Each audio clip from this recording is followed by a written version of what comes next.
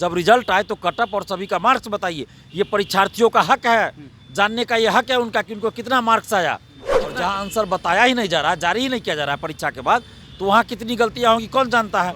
इसकी आड़ में क्या सेटिंग धांधली चल रही होगी, बीपीएससी के द्वारा किया जाएगा, उपाय निकाला जाएगा। या तो उर्दू वाले के लिए फिर से एग्जाम ले लिया जाए या उस पास घोषित किया जाए भाषा पेपर में उनको। नमस्कार, मैं मनीष और आप देख रहे हैं मीडिया दर्शन। बीपीएससी हो, बीएसएससी हो, रेलवे हो, सीटेट हो, हर एक तरह के एग्ज़ाम जिसमें पारदर्शिता नहीं दिखती है और बच्चों को परेशानियों का सामना करना पड़ता है, तो एक व्यक्ति खड़े मिलते हैं, वो हैं दिलीप, छात्र नेता दिलीप। हमारे साथ छात्र नेता दिलीप मौजूद हैं।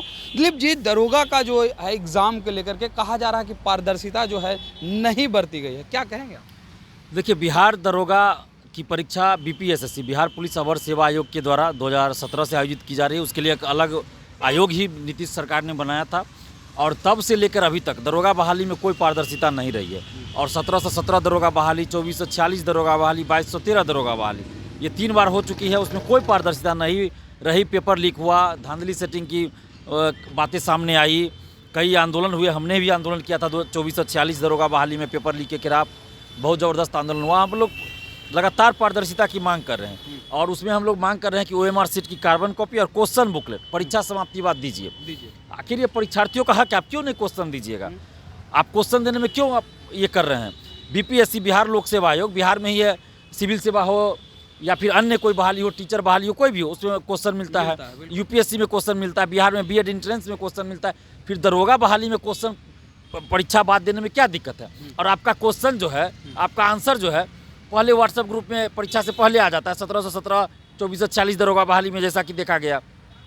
उसके बाद आप आंसर की जारी कीजिए परीक्षा समाप्ति के बाद। आप 10 दिन में, 1 सप्ताह में जब आपको सहूलियत तो आंसर की जारी कीजिए, क्योंकि जब आंसर की जारी किया जाता है तब देखते हैं कितना आंसर गलती रहता है। एसटीईटी अभी हुआ, 50 क्वेश्चन का आंसर गलत था। बीपीएससी में कई बार हुआ है, 14-15 क्वेश्चन का आंसर गलत रहा है, जबकि आंसर जारी किया जाता है। और जहाँ आंसर बताया ही नहीं जा रहा है, जारी ही नहीं किया जा रहा है परीक्षा के बाद, तो वहाँ कितनी गलतियाँ होंगी कौन जानता है। इसकी आड़ में क्या सेटिंग धांधली चल रही होगी। इसलिए आंसर की भी जारी हो, जब रिजल्ट आए तो कटअप और सभी का मार्क्स बताइए। ये परीक्षार्थियों का हक है, जानने का ये हक है उनका कि उनको कितना मार्क्स आया, कितना कटअप गया, ये जानने का हक है। पहले क्या था, दरोगा बहाली में कटअप भी नहीं बताया जाता था, लेकिन जब 2446 दरोगा बहाली में हम लोग आंदोलन किए तो उस समय से कटअप जारी किया जाता है रिजल्ट के साथ। लेकिन अभी भी परीक्षार्थियों का मार्क्स रिजल्ट के साथ जारी नहीं होता है। तो हम अभी भी मांग कर रहे हैं कि रिजल्ट के साथ ही कटअप तो जारी कर रहे हैं, अब मार्क्स भी सबका जारी कीजिए, आंसर की जारी कीजिए, क्वेश्चन पेपर दीजिए परीक्षा समाप्ति के बाद, और ओएमआर शीट की कार्बन कॉपी दीजिए।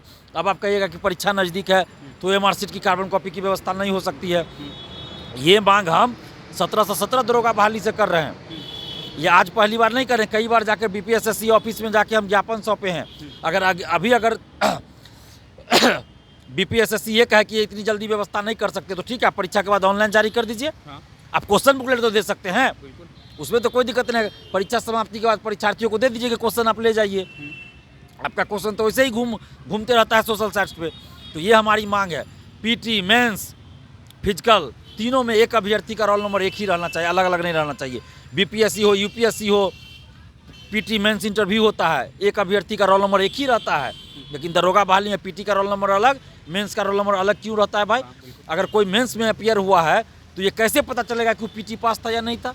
उसका पीटी का रोल नंबर आप अलग है, मेंस का अलग, तो इसलिए रोल नंबर एक ही रहना चाहिए। और फिजिकल टेस्ट जब होता है उसी समय उसका मार्क्स, आप फिजिकल का मार्क्स लिखित रूप में उनको दीजिए, परीक्षार्थियों के हाथ में दीजिए क्योंकि फिजिकल में भी बहुत धांधली होती है।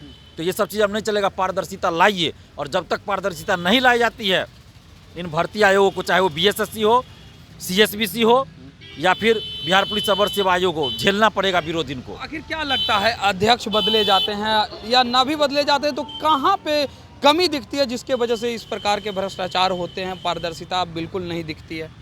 देखिए, सरकार की भी गलती है।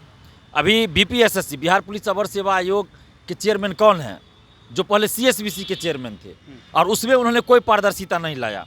पेपर लीक उसमें हुआ, आंसर वायरल हुआ, धांधली सेटिंग हुई, और उसी आदमी को फिर से आपने सीएसबीसी के चेयरमैन को, उसी चेयरमैन को फिर बना दिया आपने बिहार पुलिस अवर सेवा आयोग का, जो दरोगा भर्ती के लिए मेनली बनाया गया। तो वो क्या करेंगे? कुछ नहीं करेंगे।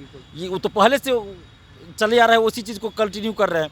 तो चाहिए इसमें कि किसी अच्छी छवि ईमानदार लोग चेयरमैन को बनाया जाए, व्यक्ति को चेयरमैन बनाया जाए, तभी कुछ हो सकता है। नहीं तो फिर जो व्यवस्था जैसे चल रही है वैसे चलती रहेगी। जैसे बीपीएससी में देखिए परंपरागत चली आ रही थी। पिछले बार हम लोग आंदोलन किए 31 अगस्त को, उसके बाद चेयरमैन जो नए आए थे उससे पहले ही आ गए थे पेपर लीक के बाद, अतुल प्रसाद सर, उन्होंने बहुत सारा सुधार किया।